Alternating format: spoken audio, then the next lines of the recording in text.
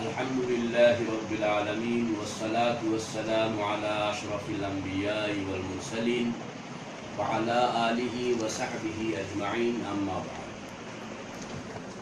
আল্লাহ পাকের শুকর। আল্লাহ পাক আমাদের আকাবিরের দেওবন্দ, ইনারা হইলেন সাহাবায়ে কেরামের মিসাল, আকরাবে মিসাল বলা হয়।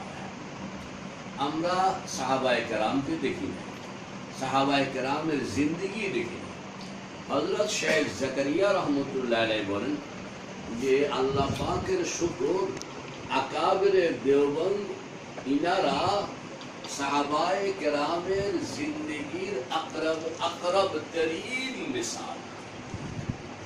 আমাদের বুজুর্গ হযরত মাওলানা কারি তৈয়ব সাহেব রহমতুল্লাহ আলাইহি বলেন যে আকাবিরে দেওবন্দ মজমুই ভাবে এরা হইল দ্বীনের হর তরফ থেকে মুজাদ্দিদিয়তের কাম করেছে। দুনিয়া বিমুখিতার এক উদাহরণ আকাবিরে।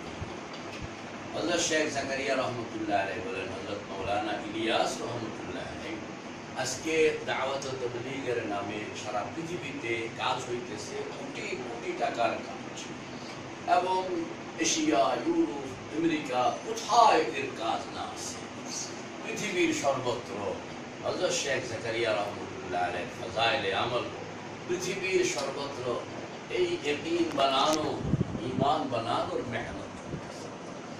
এই যে মেহনত হযরত মাওলানা ইলিয়াস রহমতুল্লাহ আলাইহি চিঠি লিখতেছেন, চিঠি হযরত শেখ জাকারিয়া রহমতুল্লাহ আলাইহির কাছে, যে আমি আজকে কয়েকদিন পর্যন্ত তোমাকে চিঠি লিখবো, তো খাম কার্ড কেনার পয়সা পকেটে নেই। কার্ড তখন 5 পয়সা কার্ড ছিল, যে কার্ড কেনার পয়সা পকেটে নাই, এই জন্য চিঠি লিখতে পারতেছে।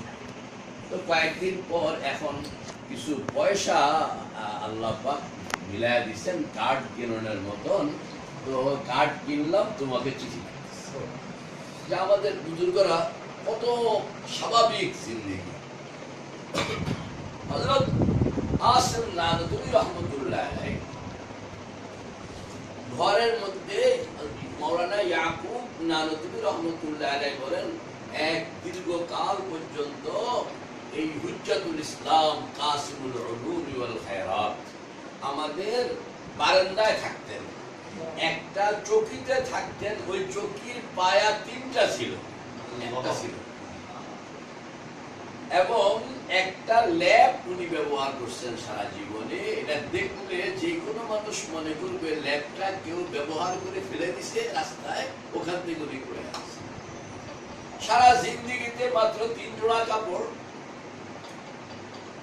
স্যার সৈয়দ আহমদ এক চিঠি লিখলো যে তুমি তো আমার ক্লাসমেট, ভালো ছাত্র, তুমি আলিগড় আসো, তোমাকে আমি 300 টাকা মায়নায় চাকরি দিব। হযরত কাসিম নানতুবি রহমতুল্লাহ আলাইহি বলেন যে ভাই, তুমি আমাকে 300 টাকা মায়না চাকরির যে অফার দিলা, আমি তোমার শুকর আদায় করি। দেওবন্দ থেকে আমাকে 3 টাকা মায়না দাও, এই 3 টাকা থেকে আমার সংসার চলে 8 আনায়, বাকি 2.5 টাকা আমি 2 আনা 4 আনা করে ভাগ করি, এবং সারা গ্রামের যত গরিব, বিধবা, অসহায়, মিসকিন, দরিদ্র, এদের মধ্যে বন্টন। তুমি যদি আমাকে 300 টাকা মায়না দাও, তাহলে আমার সংসার তো চলবে ওই 8 আনা দিয়া হিসাবে, আর বাকি থাকবে আমার 299 টাকা। 299 টাকাকে 2 আনা 4 আনা ভাগ করে মানুষ পর্যন্ত পৌঁছাইতে পৌঁছাইতে আমার আর ইবাদত বন্দি করার টাইম পাবো না। এই জন্য আমি মজবুরির সঙ্গে তোমার কাছে ক্ষমা চাইতেছি। আমাদের আকাবির এরা দুনিয়া থেকে কত। হযরত কাসিম নানতুবি রহমতুল্লাহ আলাইহি যেখানে বিবাহ করলেন, ওনার শ্বশুর হইলেন দেওয়ান, বড় জমিদার, বড় আলেম হিসেবে মেয়েকে দিয়েছে। এখন হযরত নারদী রহমাতুল্লাহ আলাইহি বিয়ের দিন গেলেন, দেখলেন যে অনেক অলংকার, একবারে হাতে পায়ে গলায় মাথায় অলংকার। হযরত দূরে বসে আছে, সামনে আগে গেছে।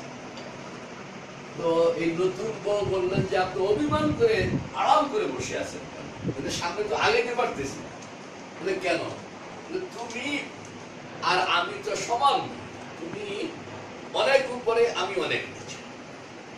হয়তো আমাকে উপরে উঠতে হবে, নয়তো তোমাকে নিচে নামতে হবে। আমি টাকা পয়সার দিক থেকে একটা মানুষ যার কোনো টাকা পয়সা নাই, সে ইচ্ছা করলে তো কোটি টাকার মালিক হয়ে যেতে পারে।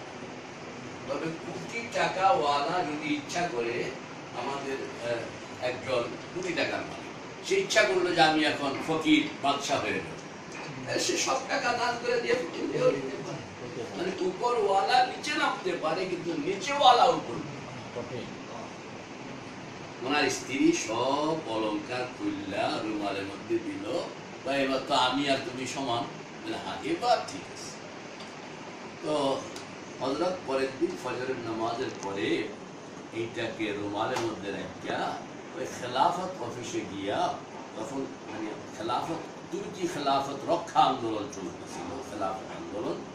তো এই অফিসে গিয়া জমা